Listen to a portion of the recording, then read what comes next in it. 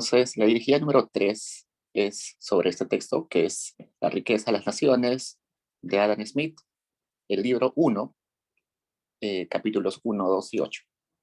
El texto tiene más libros y tiene muchos más capítulos, pero solamente vamos a ver los introductorios, los que hablan de la división del trabajo, los que hablan un poquito sobre salarios y, y nada más. No vamos a quedar así. En realidad no podríamos pasar un semestre entero discutiendo sobre Smith, pero por el momento solamente 2 capítulos. Entonces, Smith es para muchos el padre de la economía moderna, como hemos visto en las sesiones anteriores, como Roncaglia, por ejemplo. Roncaglia decía que había una prehistoria de la economía. Esa prehistoria de la economía se le decía así porque era un periodo donde no era una ciencia, era simplemente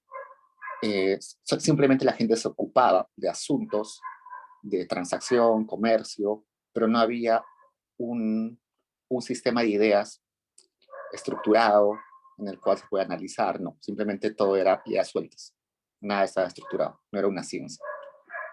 Entonces, recién con Smith y con este libro que vamos a ver hoy, es que se funda, entre comillas, la ciencia de economía política. Como hemos dicho, es economía política, porque en ese momento el comportamiento de las personas en transacciones y todo eso era algo que estaba totalmente ligado con el interés de la sociedad, ¿no? Por eso política.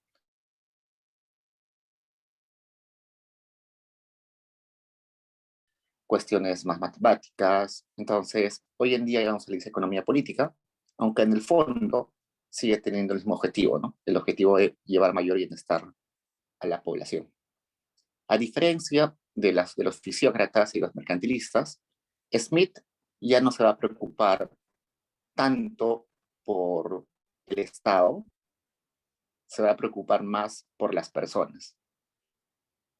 Cuando va a decir la riqueza de las naciones, nación está siendo interpretada como la sumatoria de la riqueza, o bueno, riqueza de las naciones es la sumatoria de la riqueza de todos los individuos de una sociedad, pero no está hablando de la riqueza del Estado en sí, el Estado como el aparato gubernamental, ¿no?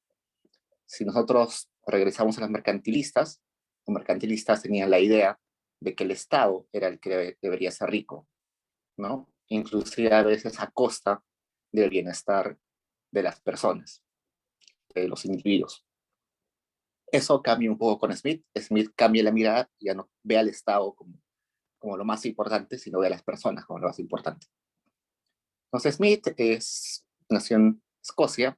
Las fechas en las que vive es importante porque nos va a dar un panorama de lo que vivió Smith, de qué sistema económico vivió. Entonces vive 1723 a 1789. Recordemos que la revolución industrial, ¿qué año es?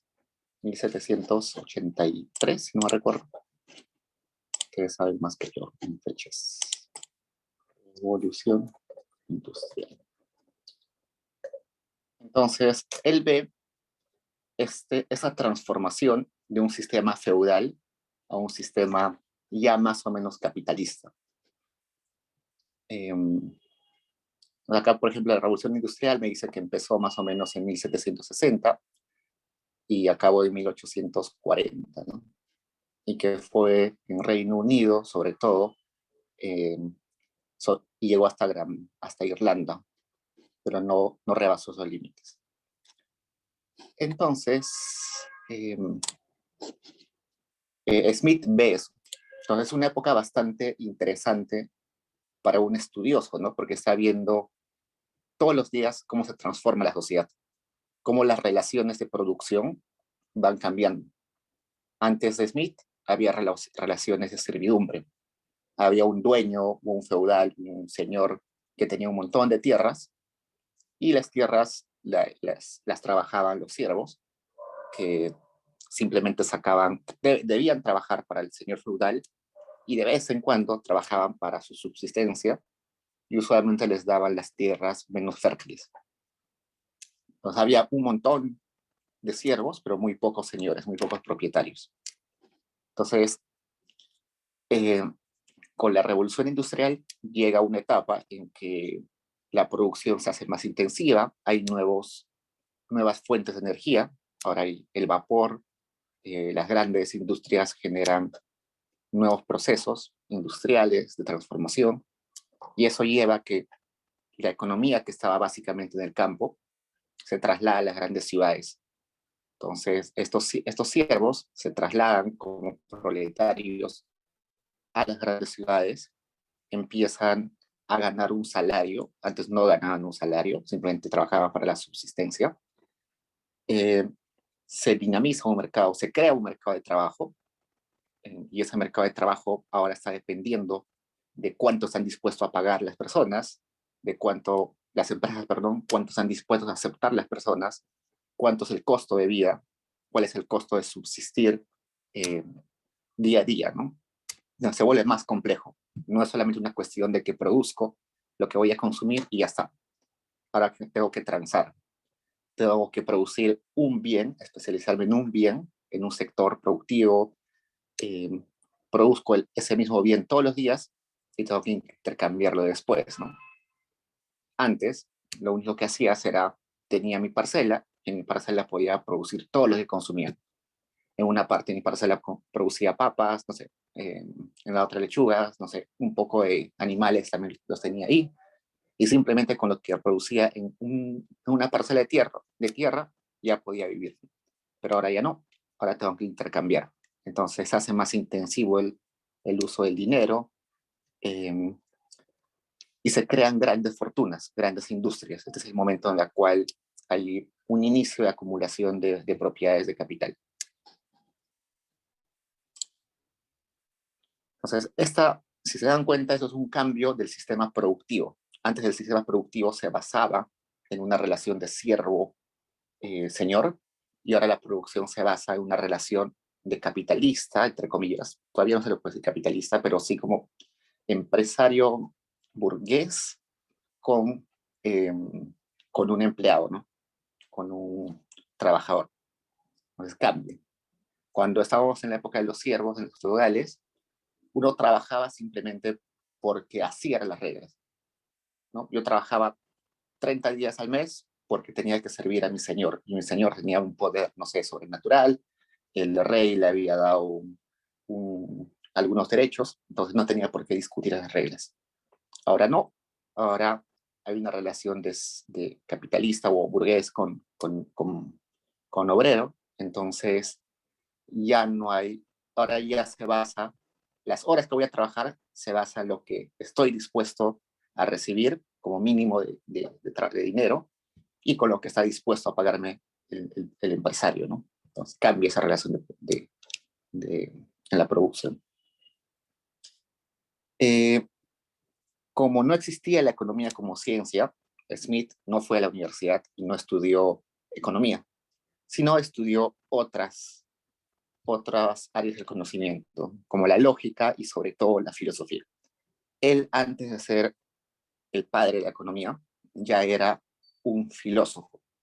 Inclusive, antes de escribir La riqueza de las naciones, él ya era bastante conocido por haber escrito La teoría de los sentimientos morales, que es un texto que los economistas usualmente lo olvidan, pero es un texto que sin leerlo no podemos entender a cabalidad a Smith. Entonces, esa teoría de los sentimientos morales, quiero comentarlo un rato, porque hay una mala interpretación de Smith usualmente. Cuando citan a Smith en los periódicos, en la radio, en televisión, lo que sea, usualmente dicen que Smith es el padre del liberalismo, que no debe existir Estado, o el Estado tiene que ser demasiado chiquito. Eh, ¿Qué más? Que dicen que la libre competencia es la única que va a llevar al máximo bienestar, eh, que debemos dejar simplemente a que los empresarios y, y los demás trabajadores y todos los agentes de la economía tomen decisiones libremente sin ningún tipo de regulación, ¿no? Eso es lo que usualmente se dice en televisión, economistas de otras universidades, todo eso, ¿no? Pero resulta que ahí están entendiendo mal a Smith. Smith no dice exactamente eso. Dice parte, pero no, tan drásticamente como lo mencionan los liberales, ¿no? En realidad no son los liberales, sino la gente que cree ciegamente en el mercado. Y para entender eso, tenemos que regresar un poquito a la trayectoria de Smith. En la teoría de los sentimientos morales, él habla de que hay dos sentimientos que mueven y que condicionan el comportamiento de las personas. Uno es la simpatía y el otro es el individualismo o el egoísmo. Entonces, egoísmo y simpatía. Según la traducción que hagan del libro, puedes utilizar otras palabras, pero básicamente es egoísmo y simpatía. El egoísmo es yo pienso en mis intereses, ¿no? No me importa el interés de los demás y tomo decisiones simplemente por lo que a mí me conviene. Y esa es la idea de la mano invisible, ¿no? La mano invisible nos dice de que la economía por sí sola se va a ordenar porque la necesidad y el lucro individual al final va a coincidir con el lucro y el bienestar social. Cada uno está batallando por tener lucro individual. Al fin y al cabo va a llevar al lucro o al beneficio social, ¿no? Entonces, el egoísmo es el motor del libre mercado y ese libre mercado nos va a llevar al máximo bienestar. Y tiene sentido, ¿no? Sí, o sea, todos buscamos nuestro bienestar y en el largo plazo nos vamos a entender, cada uno va a saber cómo el otro va a reaccionar según sus intereses. Entonces, sí, tiene sentido. Pero, por otro lado, Smith dice de que la simpatía también es otra fuente de decisiones de la persona. Y que la simpatía es reflejarse uno mismo en sus semejantes. Entonces, yo soy de Cusco, he nacido en una zona no muy favorecida, eh, quizás he tenido problemas económicos en mi infancia, entonces voy a Cusco de viaje y me encuentro con un joven, un niño, eh, que se parece mucho a mí de hace 15 años. No sé. Entonces, yo me identifico con él, entonces le voy a regalar, no sé, $1,000 para que pueda estudiar, para que pueda comprarse ropa. Cuando hago eso, no estoy pensando en mi lucro, ¿no? No estoy pensando egoístamente. Estoy dando cosas, inclusive privándome de consumir yo.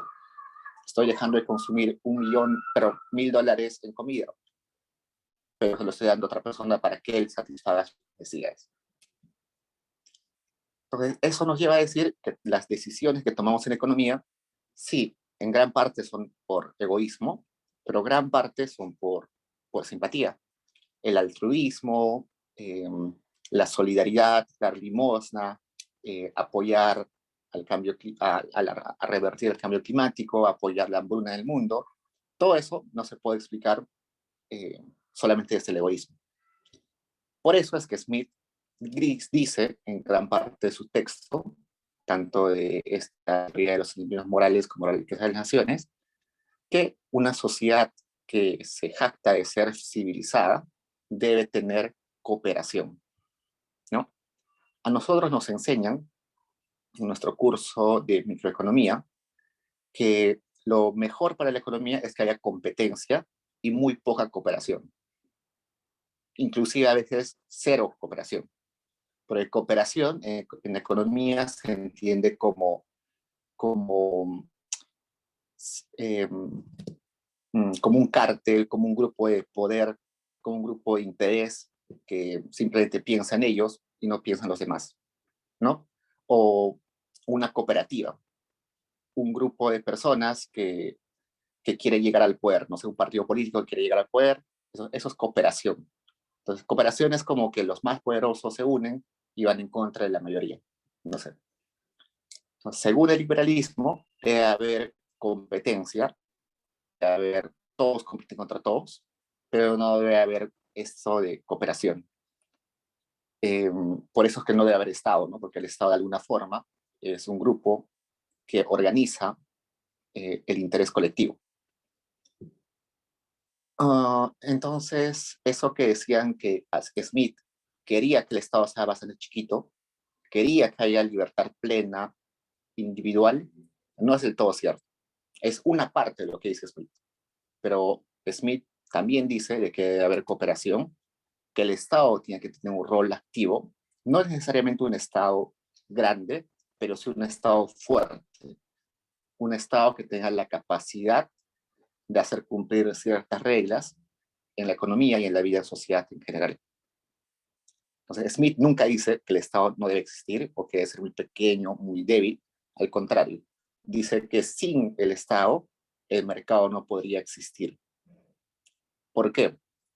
Cuando nosotros hacemos transacciones económicas, necesitamos tener seguridad de lo que me están vendiendo me va a servir solamente para mí, ¿no? Yo no puedo comprar una casa si voy a tener la duda de que me la van a quitar mañana o de que alguien me va a invadir la casa, ¿no? Entonces, ¿cómo yo tengo la seguridad que no me van a robar la casa, me van a quitar la casa? Con los derechos de propiedad, ¿no? Si yo tengo una sociedad donde se respetan los derechos de la sociedad, hay registros públicos, hay un sistema judicial que garantiza mis derechos de propiedad, entonces yo compro tranquilamente una casa. Sin embargo, el único ente que puede garantizar los derechos de propiedad es el Estado. No hay un ente privado en el mundo ni en la historia de que pueda garantizar los derechos de propiedad, ¿no? El Estado es el único. ¿Por qué? Porque el Estado tiene el monopolio de la violencia, es el único que puede obligar a las personas a que les dé impuestos, y con esos impuestos se paga y se ordena un sistema judicial grande, se ordena la policía y otras instituciones que garantizan mi derecho de propiedad. Entonces, si no existiera el Estado, no existiría el derecho de propiedad. Y si no existe el derecho de propiedad, no podría comprar y vender cosas. Y por tanto, no existiría un mercado. Entonces, Smith dice que el Estado es bastante importante. Y que el Estado también tiene que limpiar las fallas de mercado. A veces existen fallas de mercado, ¿no? Una falla de mercado, por ejemplo, es la información incompleta. Un escenario de información incompleta es el servicio de salud. Cuando yo voy al hospital y me atiende un doctor, el doctor me dice, tienes que gastar 500.000 soles en un tratamiento. Y yo le digo al doctor, ok, no lo puedo refutar, ¿no? Yo no sé nada de medicina. Él tiene más información que yo. Como él tiene más información que yo, hay una falla de información que es una falla del mercado. No, yo voy a aceptar sí o sí lo que me diga el doctor. Entonces, ahí puede haber incentivos para que los doctores se aprovechen de esa información adicional que tengan y puedan sacar el mayor excedente de sus clientes. Entonces, están lucrando por demás de la salud de las personas. ¿Cómo corregir esa falla de mercado? Tiene que intervenir el Estado. ¿Cómo? Quizás abriendo hospitales donde no haya el incentivo de que el doctor me cobre más. ¿Por qué? Porque todo ya está estandarizado, ¿no? En un hospital público está como todo estandarizado. Que puede haber un ente como su salud que se ocupa de verificar que los doctores estén cumpliendo su labor, ¿no? Que haya un colegio médico que pueda ser supervisado por el Estado, ¿no? Que pueda haber un sistema judicial que pueda llevar a la cárcel a un doctor que se aproveche.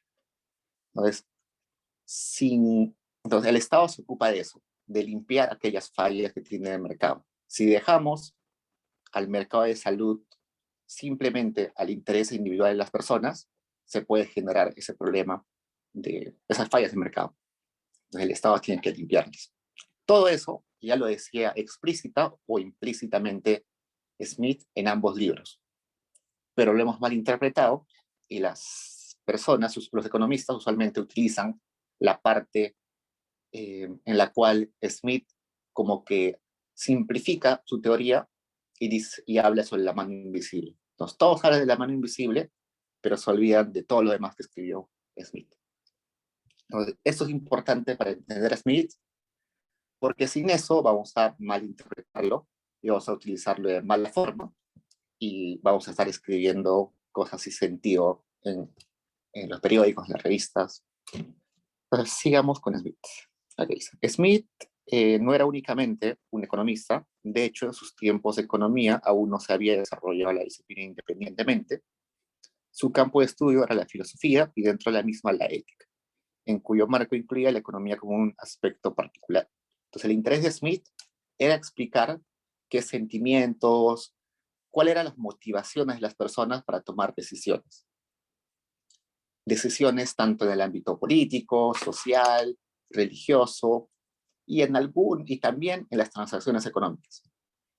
Entonces, cuando empezó a estudiar esos determinantes del comportamiento en el sistema económico, en las transacciones económicas, es cuando se interesa más en este aspecto, profundiza más y pasa a escribir el libro de la riqueza de las naciones. Ok. Entonces, este libro, que en realidad se titula Una investigación sobre la naturaleza y causa de la riqueza de las naciones, hoy en día simplemente la conocemos como La riqueza de las naciones. Es su libro más conocido, se publicó en 1766 y es el primer libro moderno de economía. A pesar de ser el primer libro de economía moderna, es un libro que no tiene casi ninguna ecuación, no tiene gráficos, no tiene números, tiene muy pocos números. Es un libro básicamente de filosofía, un libro de reflexión y un libro descriptivo de cómo las personas se comportan y cómo la sociedad se comporta. Recién, muchos años después, algunos seguidores de Smith empiezan a llevar lo que decía Smith a modelos matemáticos, a ecuaciones, a gráficos. Pero por el momento, Smith no utiliza nada de matemáticas, nada de gráficos, simplemente es análisis y descripción. Esta obra intenta diferenciar la economía política de la ciencia política. Entonces, esta economía política de la cual habíamos hablado antes era una economía más del día a día, ¿no? Era una economía de que trata de explicar por qué las personas eh, tienen autoconsumo o por qué tienen excedente. Era una economía del día a día que tenía que ver un montón con el bienestar social y por tanto un Estado tenía que organizar.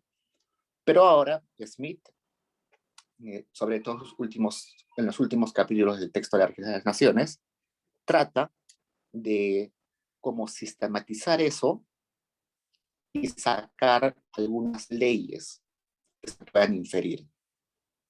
Cuando hablamos de leyes, estamos hablando de regularidades, cosas que siempre se cumplen cuando él observa el comportamiento de la sociedad, ¿no? Por ejemplo, algo que siempre ocurre es que cuando bajan el precio de un bien, la gente demanda más de ese bien, ¿no? Eso es una ley.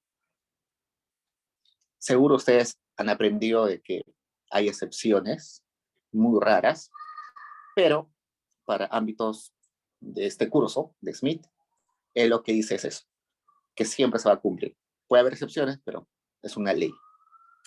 Del mismo modo, va a inferir, en base a la observación, otras leyes, ¿no? Con la ley de la oferta, donde sabemos que cuando aumenta el precio, los productores ofrecen más cantidad del bien. Y algunas leyes más que no vamos a entrar mucho a detallar. Esto de buscar leyes en el comportamiento de las personas tiene que ver un montón con que para este momento de la historia ya las ciencias duras, las ciencias naturales, las ciencias puras, ya estaban en una época de gran desarrollo. Por ejemplo, la física, la química, que son ciencias bastante, bueno, son ciencias duras, puras, nos dicen que, por ejemplo, cuando mezclamos un material, un insumo químico y otro insumo químico, va a suceder una reacción. Y esa reacción es inviolable, siempre va a suceder así. No hay forma en la que no suceda, en que no suceda eso, ¿no? Si yo aplico una fuerza a un objeto, va a generarse movimiento, eso es ineludible, no hay forma de que no suceda. Entonces, todos los académicos del mundo, en todas las áreas del pensamiento, se dieron cuenta que esto era fascinante, ¿no? Que podían encontrar eventos que se van a repetir siempre. Entonces, estaban bastante embobados con esta noción, ¿no? Cualquiera, ¿no? Se había muy embobado de que el mundo se rija por leyes totalmente inviolables. Esto contagió a otras ciencias, otras áreas del conocimiento, entre ellas la economía. Entonces, en la economía también hubo esta necesidad de los estudiosos de buscar cosas que siempre se iban a cumplir. Es por eso de que desde ahora estamos hablando más de leyes. Y cada vez que vamos a avanzar en el curso, van a aparecer más leyes. Todos van a querer encontrar leyes, cosas que siempre se van a cumplir. Un elemento fundamental para esta diferenciación fue la crítica a los mercantilistas, que fue una corriente, como sabemos, que vino desde el siglo XV, XVI, más vinculado a los imperios coloniales. Pues parte de la teoría de Smith es una teoría que critica a los fisiócratas y que también critica a los mercantilistas sobre todo. Como recordamos, los mercantilistas simplemente hablaban de acumular. Smith va a hablar de que no, que sino que la capacidad productiva de una economía es más importante. La capacidad que tienen sus trabajadores de hacer más bienes en un mismo tiempo es lo que genera riqueza. Ahora, la riqueza no simplemente es agarrar metales y ponerlos en un almacén, sino ahora la riqueza es sinónimo de mejorar las capacidades de las personas y de la economía, de la capacidad productiva en general. Es decir, aumentar la productividad del trabajo, aumentar la productividad del capital, aumentar la productividad de las tierras. Entonces, otra forma de entender riqueza, ¿no? En general, las contribuciones de Smith son bastantes. Sobre todo esto que habíamos mencionado hace un rato, ¿no? La sociedad funciona por leyes naturales. Hay leyes que siempre se van a cumplir. El sistema funciona y no es necesaria la intervención del Estado para el sector privado. Entonces, esto es lo que usualmente hemos entendido, ¿no? El sistema económico funciona y no es necesaria la intervención del Estado para el sector privado. Pero acá faltaría algo. Yo pondría acá, siempre y cuando no hayan fallas de mercado.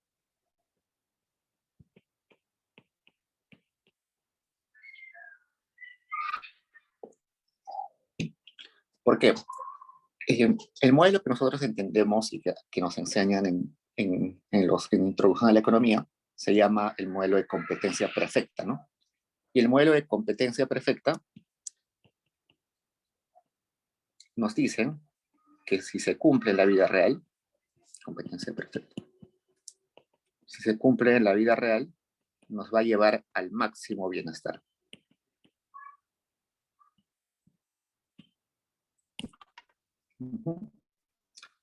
Y esto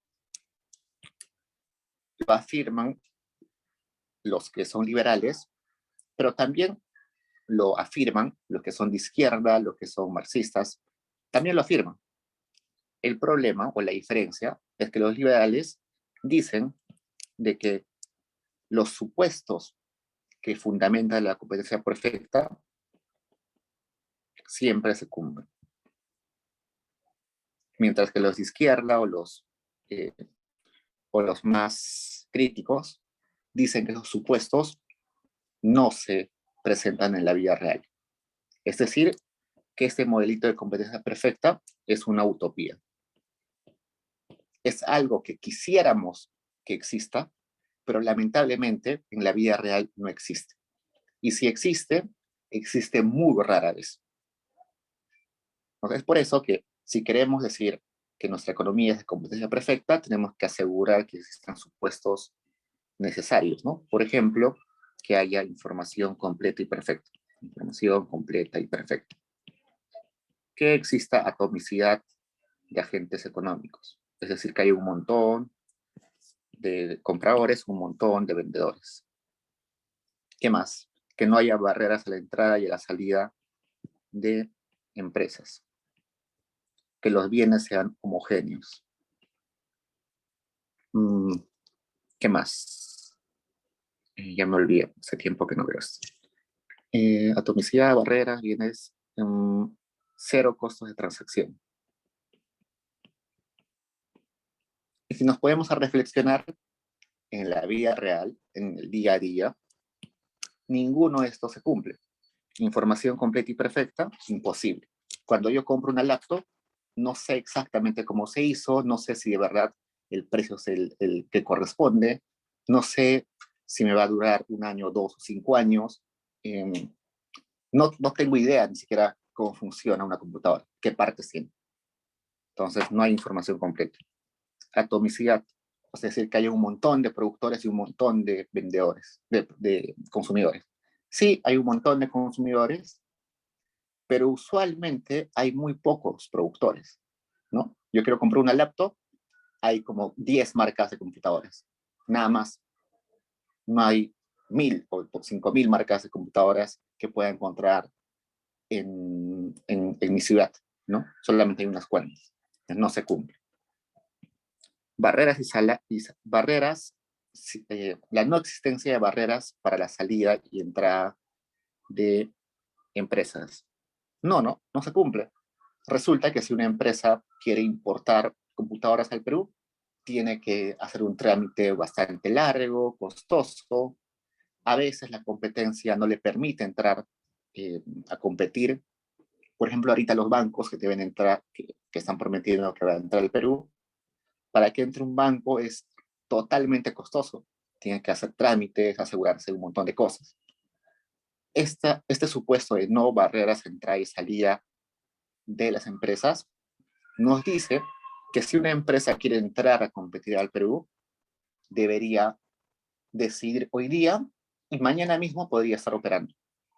Una empresa quiere salir del país, hoy está operando y mañana ya no existe la empresa. Ya se vendió todos los activos, ya se disolvió la empresa.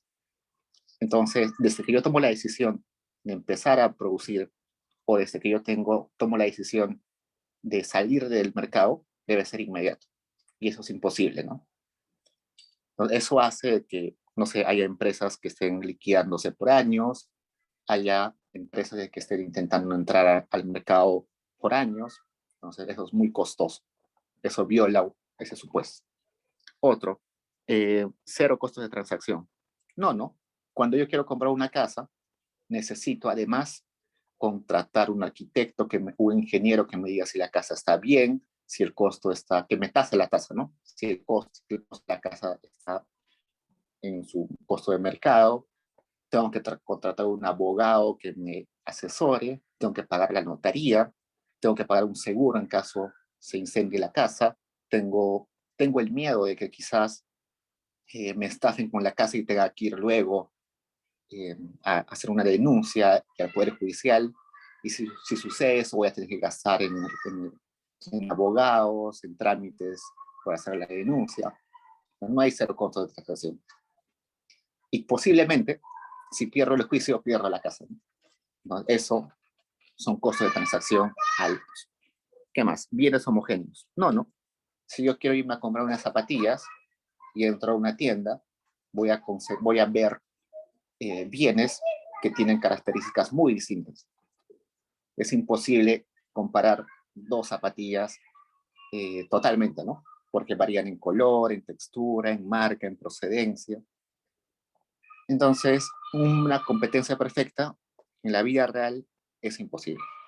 Si se cumpliera todos los supuestos, perfecto. La competencia perfecta lleva al mayor bienestar. Pero como no se cumple, lamentablemente, no podemos llegar al máximo bienestar y los economistas decimos que vamos a llegar a un segundo mejor, ¿no? A un equilibrio de segundo mejor. Nos conformamos en una situación cercana quizás a la competencia perfecta, pero no necesariamente la mejor situación. Entonces, eso es una contribución de Smith. Existe un mercado provincial, la mano invisible. La mano invisible, como ya les dije, es simplemente esa noción de que como todos nos vamos a comportar bajo nuestros intereses, al final nos vamos a entender, vamos a saber que cuando yo le ofrezco un precio a la otra persona va a querer regatearme. Yo sé que a mi vecino le puedo vender tales bienes. Entonces vamos a vivir en una especie de armonía, ¿no? Entonces, si yo quería vender panes a 5 soles, que son muy sofisticados, y nadie me compra, entonces evidentemente para mañana haré panes de menos costo, no tan sofisticados, pero que sí estén dispuestos los demás a venderme. Entonces hay como un equilibrio en las decisiones de las personas que al final van a hacer coincidir mi búsqueda de lucro con la búsqueda de lucro de los demás. Entonces, la idea detrás de esto es que el hombre busca maximizar su bienestar propio. Y esto, en realidad, es una característica humana, ¿no? No hay ningún humano que busque lo contrario. Como no hay un humano que no busque lo contrario, esto es una ley, es algo que siempre se va a cumplir. Todos buscamos el bienestar propio y llevarlo al máximo. ¿Cómo logramos ese bienestar máximo? Accediendo a bienes y servicios. Y como accedemos a bienes y servicios, para acceder a bienes y servicios necesitamos de los demás. Cuando los demás nos entiendan nuestras necesidades, nosotros entendamos las necesidades de los demás, vamos a llegar a un punto en el cual vamos a conseguir nuestros objetivos y ahí es cuando se materializa la mano invisible. Es como que esas leyes detrás de todo esto ordenan todo y eso se le llama la mano invisible. Y ojo, ¿no? Si se dan cuenta, en una parte dije que nos entendemos todos, pero para entendernos todos debería haber información completa, ¿no? Yo debería estar totalmente informado de lo que quiere el otro y además ninguno de los dos debería tener un poder mayor que el otro, ¿no? Deberíamos ser más o menos iguales, porque si uno de ellos tiene más poder que yo, se puede aprovechar y al fin y al cabo él va a tener más bienestar que yo y ahí no se cumple la mano invisible. Entonces, esta cosa que parece sencilla necesita que se cumpla eso, ¿no? Información completa, que no haya personas más poderosas que otras, que se respeten las reglas, que no se aprovechen. Pues para que todo eso se cumpla es necesario un ente superior, que en este caso va a ser el Estado. ¿Hay preguntas, chicos?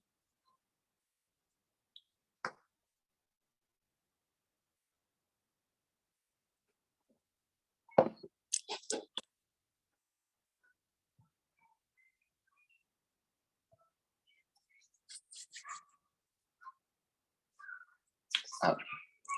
Otras contribuciones de Smith es que sienta las bases económicas para el capitalismo. Cuando nosotros estamos en teoría del consumidor en nuestro curso de micro 1, hay algunos supuestos que ponemos, ¿no? A cómo se va a comportar el consumidor. Decimos que el consumidor es totalmente racional, que el consumidor eh, no se va a saciar nunca, es decir, que siempre prefiere consumir a más a menos.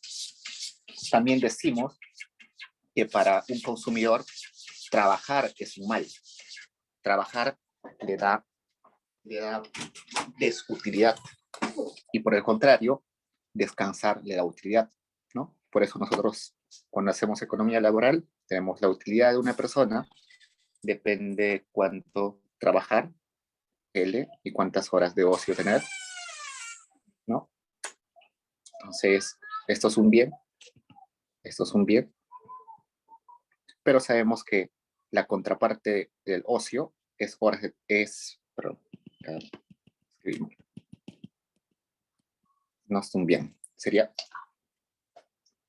consumir y horas de ocio. Ambos son bienes, ¿no? Consumir me da bienestar, ocio me da bienestar. Pero la contraparte de ocio es trabajar, ¿no? Porque yo tengo horas limitadas en mi vida. Yo tengo T horas limitadas en mi vida. Y esas T horas limitadas en mi vida las tengo que destinar, por un lado, a descansar y a trabajar. Entonces tengo que decidir entre un bien, que es descansar, y entre un mal, que es trabajar. Si trabajo más, debo descansar menos, porque tengo horas fijas en mi vida. Eh, entonces, toda esta idea de que el trabajo es un mal, de que los consumidores son totalmente racionales, de que las personas siempre consumen más a menos o prefieren más a menos. Todo eso son nociones que se derivan de lo que había escrito Smith. Por eso es que decimos que sienta las bases económicas para el capitalismo. Esto de maximizar el bienestar es algo que no había estado presente antes, ¿no? ¿Por qué? Porque antes hablábamos de que el Estado era más importante, no el consumidor. Antes hablábamos de que la religión dictaba lo que debían hacer por obligación, ¿no? No era una noción de que yo mejoraba mi satisfacción, no, sino que así era. ¿No? Eso es interesante. La optimización es algo que se deriva de lo que dice Smith. Dice, su campo de estudio era la filosofía y dentro de la misma la ética, en cuyo marco incluía la economía como un aspecto particular. Eso ya lo dijimos. ¿Cuál es la unidad básica del capitalismo? La empresa. Entonces, podemos decir que los agentes en la economía básicamente son personas y la empresa, ¿no?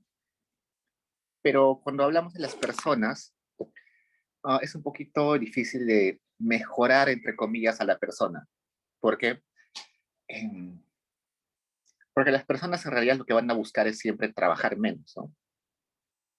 Entonces, si queremos hablar de generar riqueza, al menos para Smith, podemos en realidad empujar a las empresas, porque las empresas al fin y al cabo van a ser las que van a dar incentivos a los trabajadores a trabajar más, ¿no? Le aumentan el salario, entonces el trabajador va a querer trabajar más. Es por eso que nos dice que la unidad básica del capitalismo es la empresa.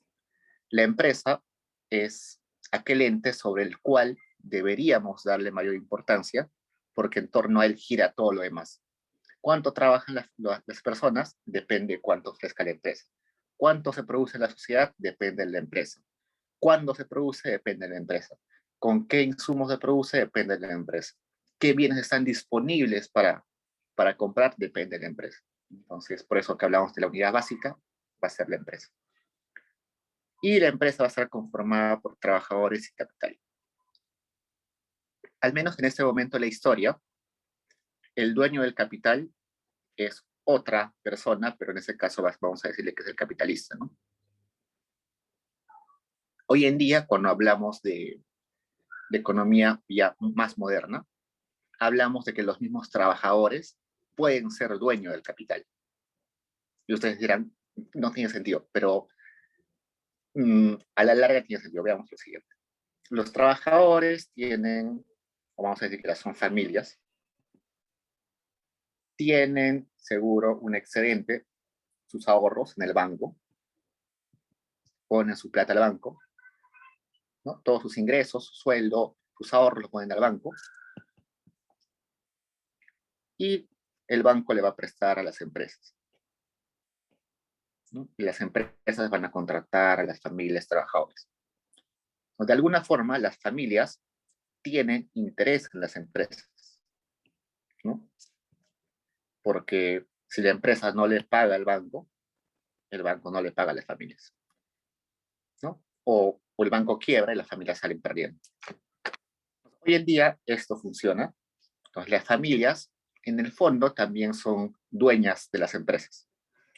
Pero en la época de Smith eso no funcionaba porque no existía esta intermediación tan extensiva que es hoy, ¿no? Hoy en día es muy grande el sistema financiero. Antes no era así. Entonces, por eso acá separamos totalmente lo que son trabajadores y lo que son capitalistas. Estamos considerando que el trabajador nunca es capitalista y que el capitalista nunca se comporta como un trabajador. Hoy en día puede estar superpuesto, ¿no? Puedo ser capitalista y a la vez trabajador, puedo ser trabajador y también tener intereses en alguna empresa en la cual he invertido. Esta dicotomía que separa que las personas solamente pueden ser trabajadores o solamente capitalistas, da mayor eh, entendimiento cuando vamos a estudiar Marx. ¿Por qué? Porque acá tenemos dos grupos de personas que tienen intereses totalmente opuestos. El trabajador quiere tener mayor salario y el capitalista quiere pagar menor salario. Entonces genera un choque ahí, un choque de clases sociales. Eso hoy en día ya es un poco más difuso por esa noción de que hay personas que pueden ser ambas cosas, ¿no? Pero cuando estudiamos Smith, eh, Luxemburgo, Marx, hasta Jevons quizás, entender que un trabajador nunca es un capitalista y un capitalista nunca es un trabajador va a ser esencial para, para no confundirnos. Pregunta, chicos. John, dime. Sí, una consulta. Es que en la lectura se hablaba de que en ciertas épocas el trabajador se volvía independiente. Y al decir Uh-huh. independiente no se refiere como un empresario, por ende, capitalista, porque ganaba un beneficio y ganaba aparte de su salario. Lo sabían diferenciar. Bueno, eso es lo que había leído. Uh-huh. Sí, lo llamamos el modelo de consumidor-productor, ¿no? Cuando vemos microeconomía 1, se llama modelo de consumidor-productor. Pero ese, esa noción de que una familia, una persona a la vez puede ser productor y consumidor, no está, eh, la estás poniendo como si esa persona hace una producción con un pequeño excedente que pone al mercado. Pero no estamos hablando de que es un gran capitalista, ¿no? No es que tiene una empresa, eh, no sé, petrolera y porque contrata un montón de gente. Lo máximo que esa persona va a contratar va a ser algunos familiares y no sé, algunos vecinos, pero no va a ser el gran capitalista. Entonces, es un poquito en realidad, de magnitud. Estamos hablando de una empresa familiar, tal vez, pero no estamos hablando de la gran empresa capitalista. Sobre todo cuando hablemos de Marx, Marx siempre hace esa dicotomía con los grandes capitalistas. Él no obvia de que sí hay pequeños capitalistas, artesanos que tienen su empresa familiar y que venden su excedente y todo eso, pero Marx no se ocupa de ellos en realidad. Se ocupa de los que, por un lado, que son trabajadores. Él dice que los trabajadores están despojados de capital y como están despojados de capital, lo único que les queda vender es mano de obra, porque es lo único que tienen. Y los capitalistas, que como han acumulado capital, no necesitan dar su mano de obra en el mercado. Pues no necesitan vender su mano de obra. Claro que en el medio puede haber estos artesanos que tienen una empresa familiar, algo así, ¿no? Pero al menos eh, Smith como Luxemburgo y Jevons y Smith no los consideran tanto. Entonces, olvidemos un poco de ellos. La complejidad de estudiar a estas personas o a esos grupos familiares que a la vez son productores es que sus decisiones no necesariamente son replicables. Cuando ustedes van a llevar micro 1, o seguro ya llevaron micro 1 y hacen ese modelito de consumidor productor, a veces, cuando resuelven el modelo, esta familia va a tener excedente de mano de obra y a veces va a tener lo contrario, les va a faltar mano de obra, ¿no? A veces van a tener producción cero inclusive de su bien y a veces van a vender toda su producción. No, es un poquito ambiguo y más complejo, por eso es que no lo dejamos de un lado por ahora. Claro que para los modelos más modernos se hace hincapié en esas personas porque es lo que en mayor cantidad aparece hoy en día, ¿no? Creo que hoy en día todos los que pueden tener alguna parte de ahorro lo invierten en una cuenta a plazos, una cuenta de ahorros, una tasa de interés mínima, pero es una tasa de interés. Invierten, no sé, en sus empresas familiares, comprando terrenos, no sé. Ahora ya es más complejo. Pero por el momento pensemos de que el grupo de solamente capitalistas y el grupo de trabajadores son los más grandes. En el medio, ese grupo de trabajadores y a la vez empresarios Es muy chiquito, por tanto no nos vamos a ocupar de ellos.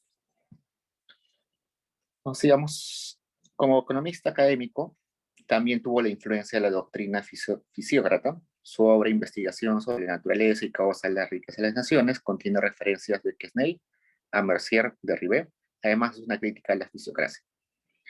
Recordemos un poco qué es la fisiocracia, ¿no? La fisiocracia ponía énfasis en la producción agrícola, decía que esa era la base de la base para generar riqueza en una nación.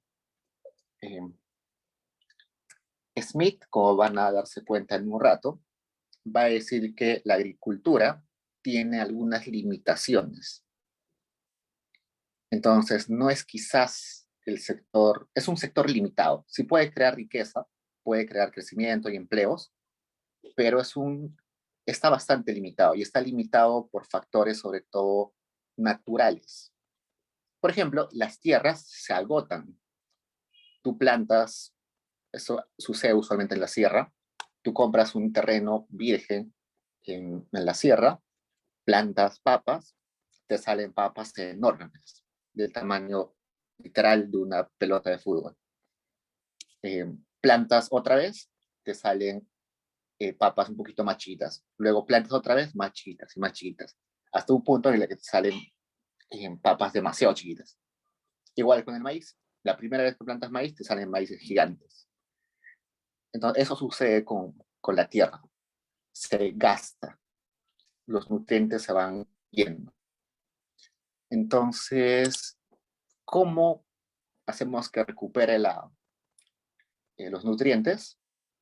Una forma son fertilizantes, pero al menos en 1750 no había mucha noción de fertilizantes. Se podía fertilizar con excremento de algunos animales, pero no era como muy barato, era muy caro y además no era muy fácil hacerlo. Ahora es muy fácil, ¿no? Compras fertilizante químico y ya está. Pero en ese momento no, entonces es difícil mantener que una tierra sea siempre productiva. Por otro lado está la temporalidad. Tú no puedes contratar a una persona que se dedique solamente a sembrar todos los días del año.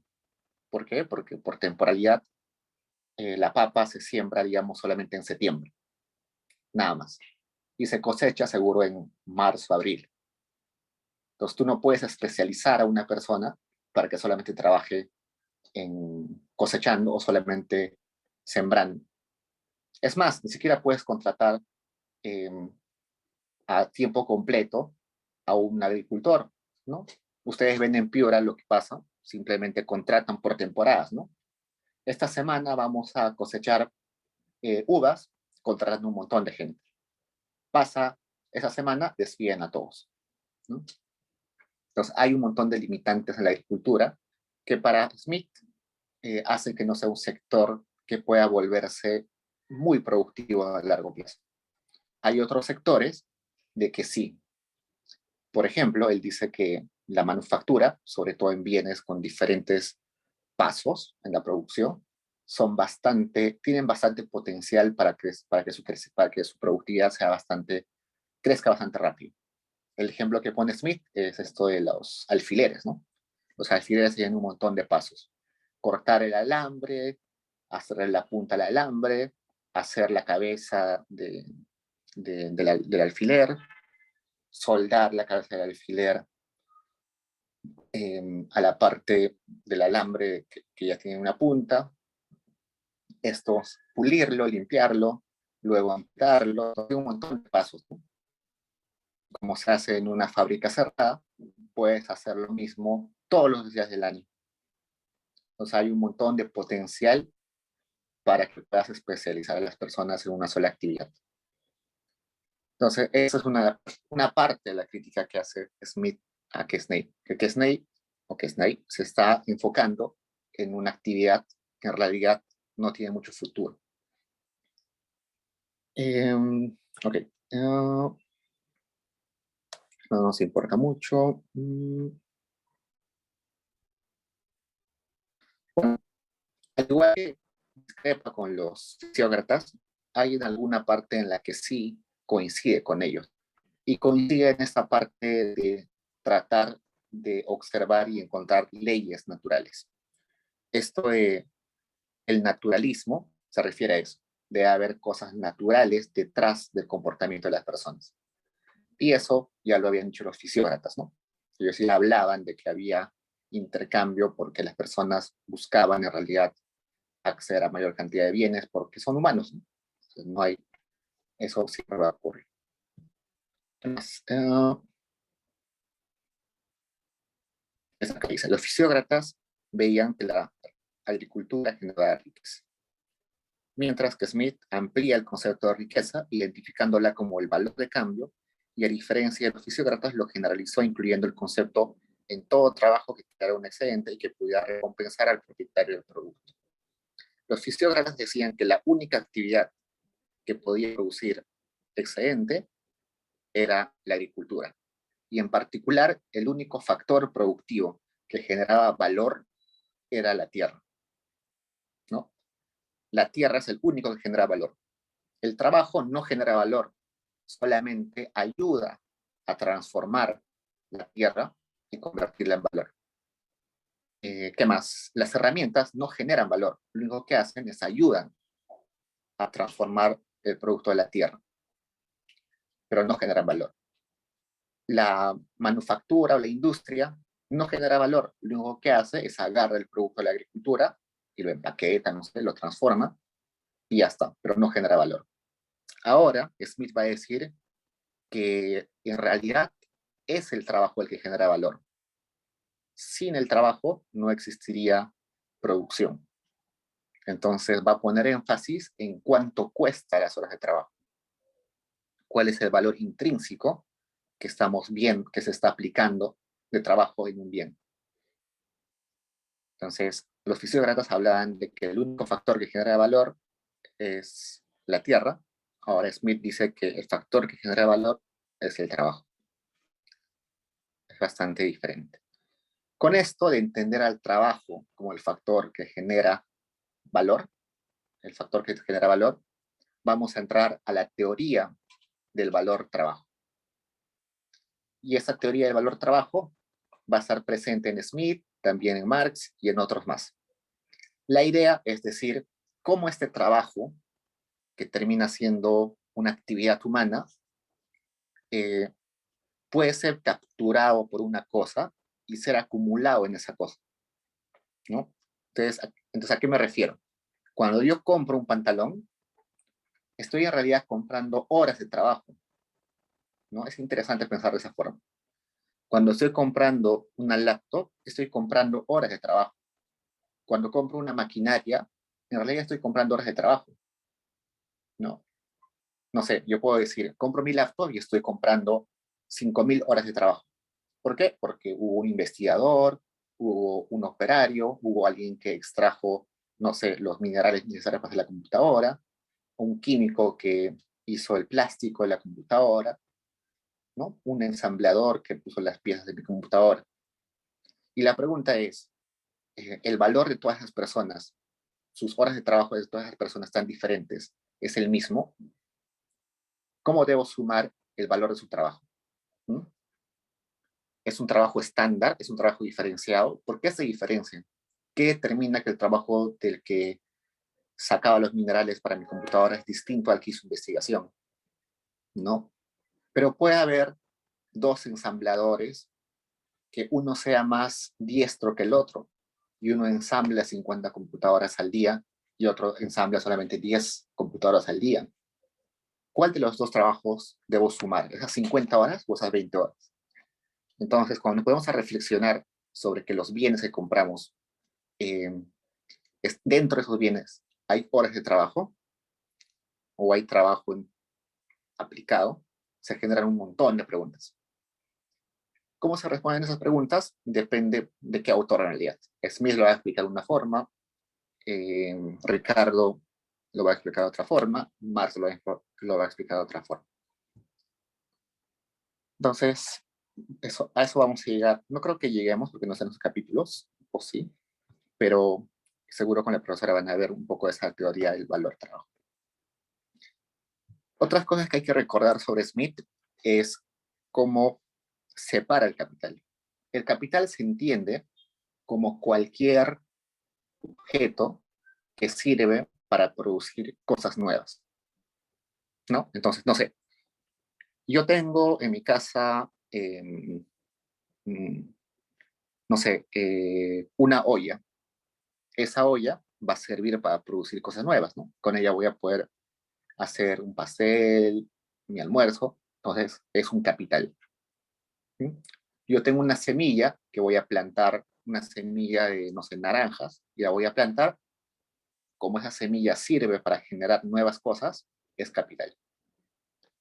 Yo tengo, no sé, un cuadro en mi casa que está puesto en la pared, no es capital porque no sirve para generar nuevos bienes.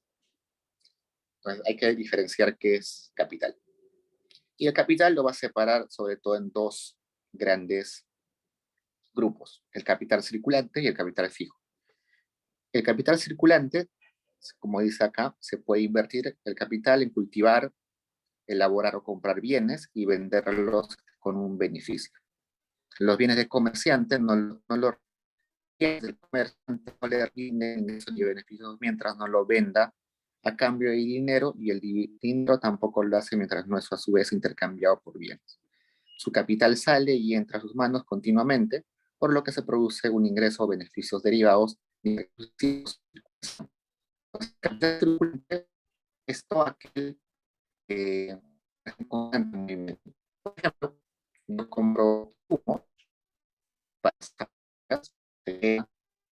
escuelas, a todos capital. Los 2 días ya la estoy cortando, la estoy cociendo y ya en una semana se está vendiendo. Todo mi inventario, digamos, vendo zapatillas y tengo mi almacén lleno de zapatillas, todo eso es capital circulante, que está listo para convertirse en dinero. Todo lo que tengo en mi empresa y está listo, o muy listo, o medianamente listo para ser convertido en dinero, es capital circulante. Mientras el capital fijo no se convierte en dinero de una forma tan directa, ¿no? Por ejemplo, una maquinaria, compro la maquinaria y recién la voy a convertir en dinero cuando la venda. Pero ¿cuándo la voy a vender? Cuando cierre la empresa. Mientras tanto, esa maquinaria no se va a convertir en dinero. No, va a ser un capital que va a estar ahí. Por eso se le llama fijo, ¿no? El capital global de un país es el mismo que la suma de los capitales que los habitantes poseen, y se puede dividir en las mismas 3 secciones del capital de un habitante. Entonces, el capital, que es lo mismo en realidad de riqueza, podemos decir que riqueza, es simplemente la suma de todo lo que poseen los habitantes de un país. Pero no todo lo que poseen las personas sirven para producir nuevas cosas. El capital circular y el capital fijo sirven para producir nuevas cosas. Pero acá hay una nueva que nos dice consumo inmediato. Consumo inmediato que no proporciona ingresos o beneficios ni produce cosas, ¿no? Yo tengo mi refrigerador, eh, no sé, leche, jamón, queso. Eso simplemente es para mi consumo. No va a ser, no es para producir nuevas cosas. Entonces la riqueza se divide en 3 cosas, ¿no? Los bienes que tengo para consumo, el capital circulante que tengo y el capital fijo que tengo. ¿Preguntas, chicos, así?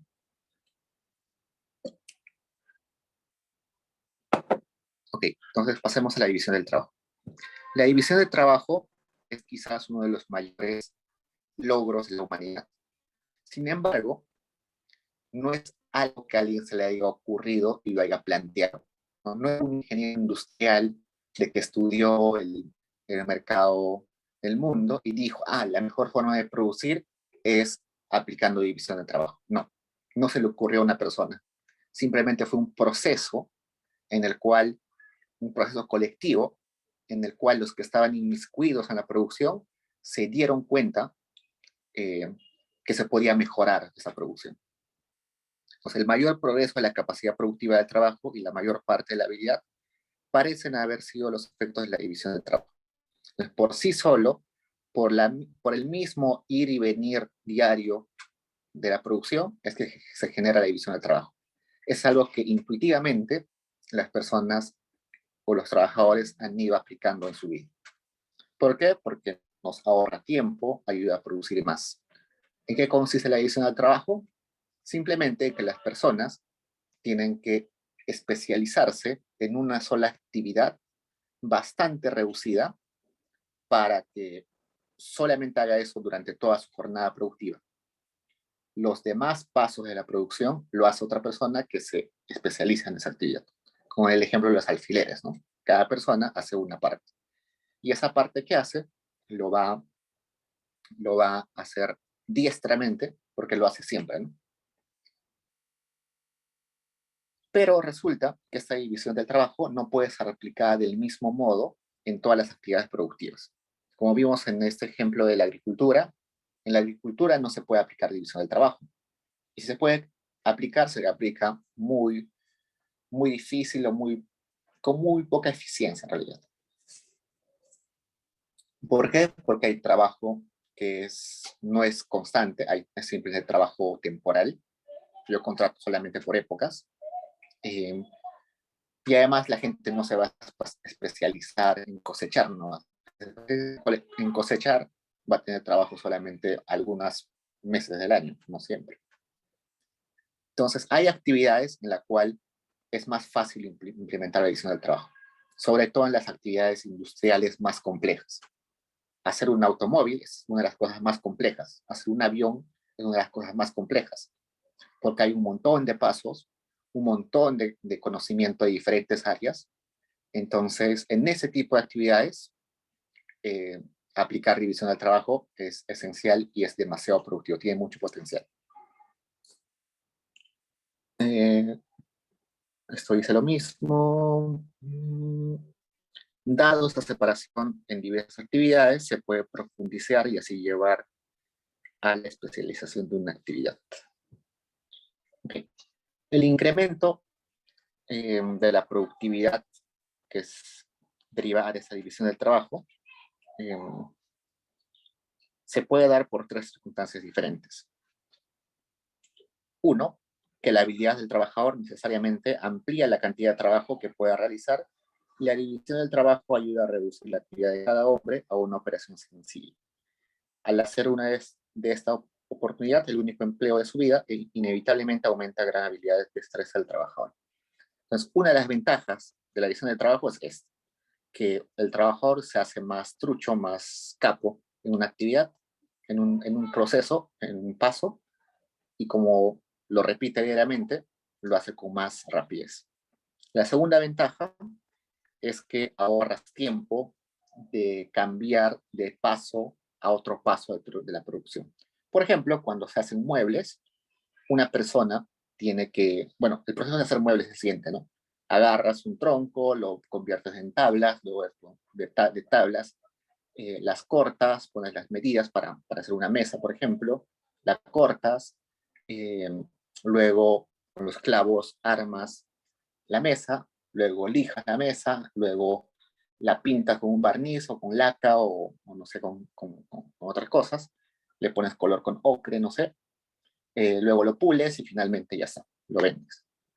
Pero, por ejemplo, para ponerle barniz a esa mesa, si una sola persona hace todo el proceso, para ponerle barniz a esa mesa, lo que tiene que hacer el carpintero es abrir una lata, mezclar thinner con la laca o con el barniz, preparar el wipe que se le dice, eh, y ponerse el instrumento para protegerse de la cara por el olor al thinner, eh, y luego poner la laca, ¿no? Y eso debería ser cada vez que hace una mesa. Cambiar, ponerse la indumentaria necesaria, preparar un poquito de laca suficiente para la mesa, ¿no? Y en ese proceso de cambiar de actividad pierde un montón de tiempo. Pero si habría una persona que solamente está poniendo el barniz todo el día, se pone solamente una vez en la mascarilla, en la indumentaria necesaria, prepara el wipe, en cantidad, porque va a utilizar todo el día el wipe, prepara la laca un montón, porque van a hacer un montón de mesas, entonces eso le ahorra un montón de tiempo. Entonces, ese paso de cambiar de una actividad a la otra, te la ahorras. Y ese tiempo eh, lo dedicas a producir más. Y finalmente, la aplicación de una maquinaria adecuada ayuda al trabajador. La invención de las maquinarias facilitan y acortan la tarea, así los hombres descubren métodos idóneos para alcanzar cualquier objetivo cuando toda la atención de su mente está dirigida hacia ese único objetivo cuando se disipa. En esta acción de dedicarse a una sola actividad, resulta que los mismos trabajadores se dan cuenta que pueden tener ayuda de algún tipo de máquina. Entonces, ellos mismos a veces producen sus mismas máquinas o sus mismas herramientas. Esas herramientas, que al fin y al cabo han nacido de su necesidad de ser más veloces, eh, incrementan su productividad marginal. Ustedes recuerdan que la productividad marginal es simplemente la derivada de la producción respecto a la cantidad de mano de obra, ¿no? La productividad marginal del trabajo.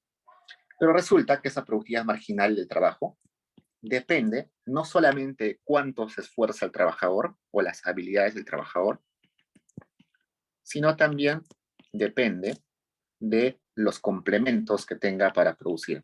Por ejemplo, las maquinarias. Yo puedo tener a un carpintero igual de capo que otro carpintero, pero si uno de ellos tiene la última maquinaria para hacer lijados o cortes, va a ser más productivo. Entonces, su productividad marginal va a crecer. Entonces, pueden ser igual de hábiles, ambos, pero si uno de ellos tiene un complemento mayor, su productividad marginal va a ser más grande. Y si es más grande, en teoría va a producir más, y si produce más, su salario va a ser quizás más grande, su bienestar también más grande. Entonces, por eso es que las maquinarias complementan ese proceso de, de división del trabajo. ¿Qué más? Esta división de trabajo ha logrado, en el largo plazo, y es notorio hoy en día, de que hay más cantidad de bienes disponibles para el consumo, ¿no? Si hoy en día no tendríamos división del trabajo, producir un carro demoraría meses, producir un avión demoraría años, ¿no? Pero gracias a que hay división del trabajo, esos tiempos se van reduciendo y por tanto los consumidores tenemos la ventaja de tener bienes para comprar por todo lado. Ustedes van al supermercado y tienen todo un anaquel lleno de golosinas. ¿Por qué? Porque la producción ha crecido bastante gracias a la división del trabajo. Y evidentemente esa producción amplia lleva a que se reduzca el costo de los bienes. Y si se reduce el costo de los bienes, evidentemente los más pobres van a poder acceder a bienes que antes no podían acceder. Yo recuerdo, por ejemplo, que cuando era niño era imposible viajar en avión, era demasiado caro. Pero hoy en día viajar en avión se ha vuelto inclusive más barato que viajar en bus. Si quieres ir a Cusco, te sale más barato tomar un avión que tomar un bus. Y eso ha sido gracias a que el costo de los aviones ha caído un montón, porque hay más división del trabajo. Eso es posible porque ahora las azafatas, los pilotos, se han especializado en una sola actividad. Resulta que ahora el piloto que antes volaba solamente 2 aviones al día, ahora vuela 5 o 6 aviones al día, hace 5 o 6 rutas, porque hay esta multiplicación, ¿no? Hay mayor productividad. Entonces acá nos dice que las clases más bajas pueden acceder ahora a bienes que antes no accedían. Ok, entonces como ahora cada productor, cada trabajador puede producir más en el mismo tiempo, ahora le pagan más en teoría. Entonces como le pagan más en teoría, ahora puede comprar más bienes de lo que compraba antes. Entonces, por eso acá nos dice que cada trabajador cuenta con una gran cantidad del producto por encima de lo que él necesita. Entonces, si antes los agricultores producían solamente para su autoconsumo, Ahora, gracias a la división del trabajo, una persona puede acceder a lo que necesita para sobrevivir, pero también a otros bienes, como bienes de lujo, bienes de entretenimiento y demás. Bueno, esto ya lo vimos.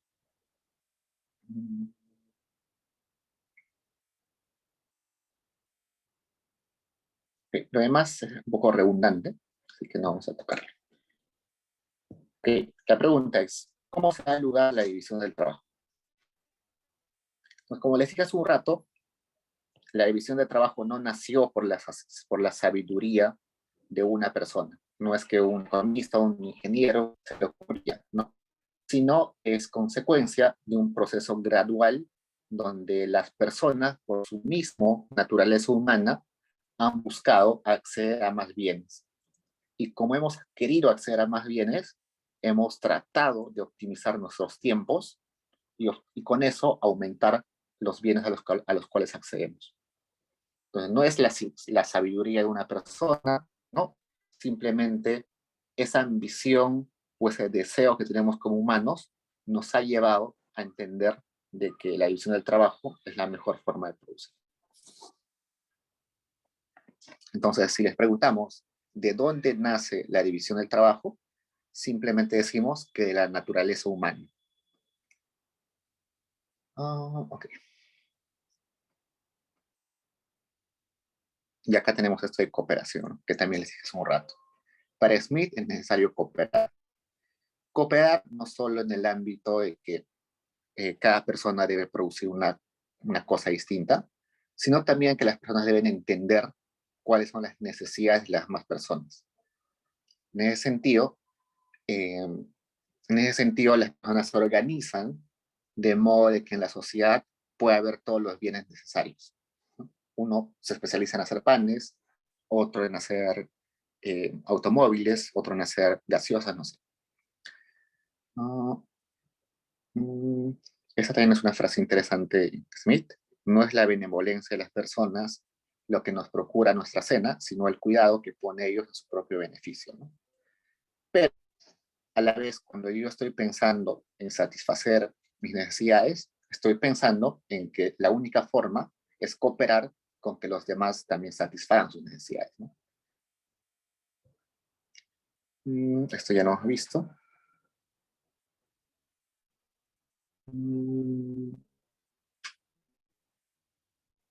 Okay. Acá esta última creo que es necesario explicar. Resulta que nosotros podemos tener a dos personas distintas, ¿no? Un poeta y no sé, y un ingeniero. Y Smith nos dice, ¿por qué estas personas son distintas?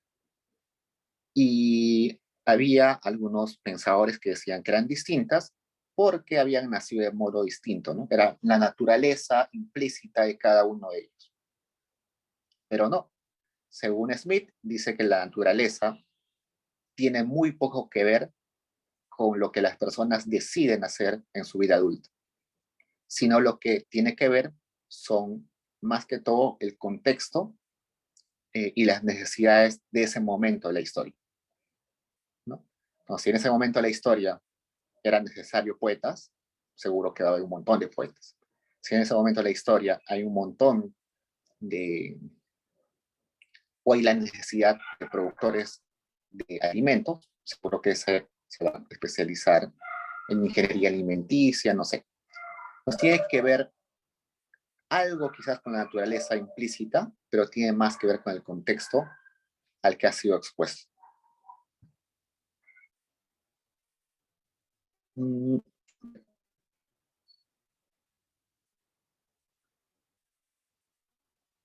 Acá nos dice que sí, parte de esas diferencias tiene que ver algo natural, pero gran parte en realidad es por el contexto. Acá nos va a hablar sobre los salarios. Para mí me gusta ver esta parte última. Lo que ocasiona una subida en los salarios no es el tamaño efectivo de la riqueza nacional, sino su permanente crecimiento. Los salarios, por tanto, no son más altos en los países más ricos, sino los que prosperan más o en los que se hacen más ricos rápidamente. Y acá pone el ejemplo de China. Nos dice que China era un país bastante rico, bueno, es un país bastante rico, pero los salarios son bajos. Y su pregunta es, ¿por qué un país rico tiene salarios bajos? Y es bien raro, ¿no? Mientras que países no tan ricos tienen salarios más altos que China. Y su respuesta es que los salarios no dependen de cuán rico sea un país, sino el salario va a depender básicamente de cuán rápido crece esa riqueza.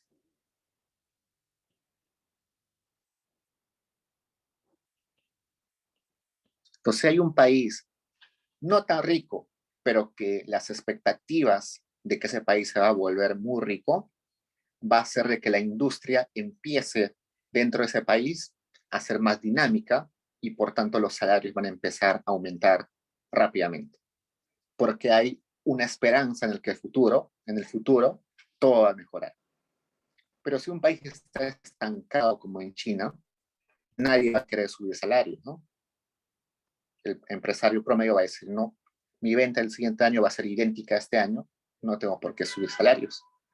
Pero si en un país, no sé, como Perú, están diciendo que, no sé, en los siguientes años va a haber un montón de inversión, entonces los empresarios van a decir, ah, si abre un montón de inversión, necesito gente leal y gente muy capacitada, desde ya les voy a estar subiendo salarios para que no se vayan de mi empresa, ¿no? Entonces, esa es una de las cosas bastante interesantes de Smith. Y nace de la observación. Él observó que había países muy ricos, pero con salarios muy bajos. Y la explicación era que los países ricos se habían quedado estancados, ya no crecían más. Por otro lado, el salario, según Smith, va a depender de dos cosas.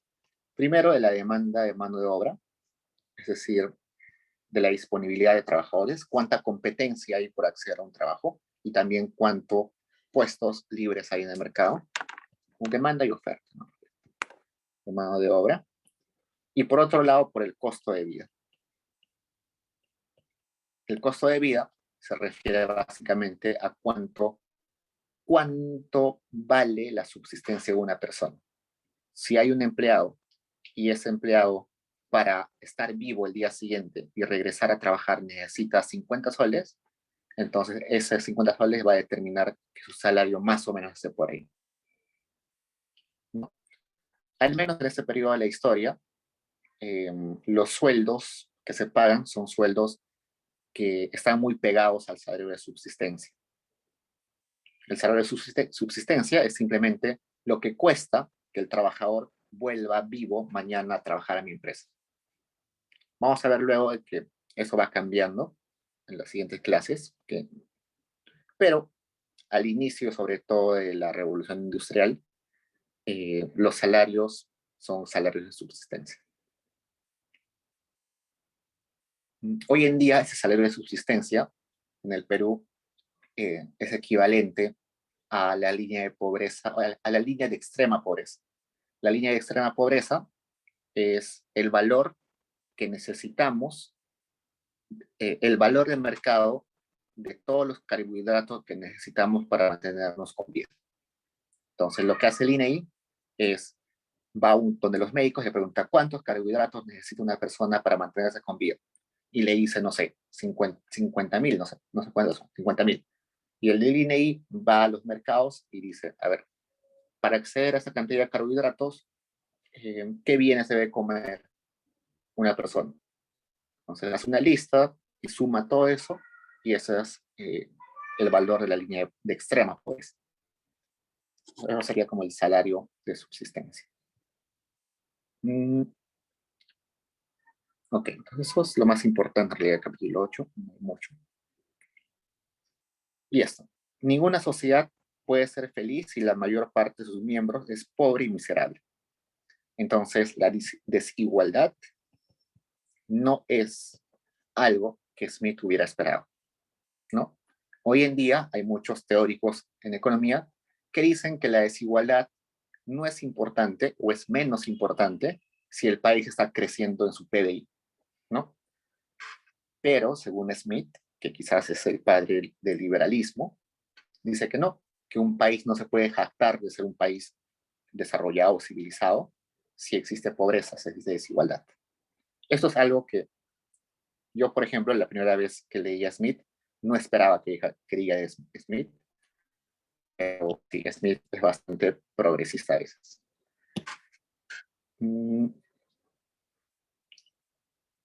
Ok, esto ya es un poco obvio. Cuando hay salarios altos es porque estamos en situaciones favorables. Cuando estamos en recesiones, los salarios bajan. Ok, en conclusión, a diferencia de las teorías formuladas anteriormente, como los mercantilistas y fisiócratas, Adam Smith formuló una teoría más universal que tenía como objetivo romper con la estructura mercantilista y aplicar el naturalismo. Entonces, esta idea de acumular y que la riqueza era sinónimo solamente de, de metales es totalmente cambiada con Smith, y Smith dice que hay que voltear la mirada a las personas, no al Estado. Y las personas deben mejorar su bienestar. Y mejorar su bienestar solamente es posible si lo hacen en cooperación con los demás miembros de la sociedad. ¿Preguntas, chicos?